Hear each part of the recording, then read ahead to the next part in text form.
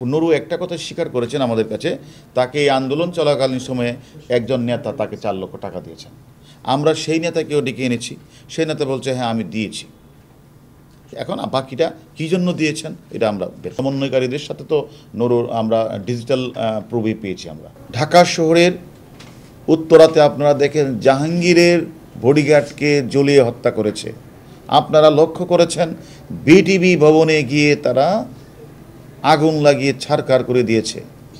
তারা আমাদের বাংলাদেশের একটাই তো প্রথম থেকে যে বিটিভি আমাদের অতীত ইতিহাসের মানে আমাদের যে সব কিছু আর্কাইভে আছে ধ্বংস করেছে। আমাদের স্বপ্নের মেট্রো রেল আমরা আসতে উত্তরা থেকে আমরা এখানে আসতে লাগতো আধা ঘন্টা, এখন আমাদেরকে আজকে নাকি এটা চলবে না অনেক দিন। আপনার এক্সপ্রেস হাইওয়ের বুথে আগুন লাগানো হয়েছে। আমরা প্রত্যেকটারই মামলা রুজু হয়েছে এবং এই ঘটনাগুলির সাথে কারা কারা কোন কোন নেতৃবৃন্দ তারা অর্থ দিয়ে, অস্ত্র দিয়ে, রসদ দিয়ে, পানি দিয়ে, খাবার দিয়ে সহযোগিতা করেছে, এর অনেক নেতৃবৃন্দকে আমরা নিয়ে এসেছি, জিজ্ঞাসাবাদ করছি।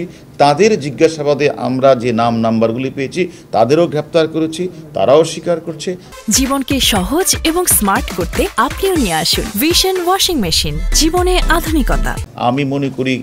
আমি মনে করি যারা এই বর্বরোচিত হামলা করেছে পুলিশের মনোবল ভাঙ্গার জন্য, ডিমোরালাইজ করার জন্য তারা এই ব্যবস্থাগুলি গ্রহণ করেছে। পুলিশ তো ডিমোরালাইজ হয় নাই, বরং যারা এই হত্যাকাণ্ডের সাথে এবং ঢাকা শহরের বিভিন্ন জায়গাগুলিতে আগুন লাগিয়েছে তারাই গর্তে ঢুকেছে।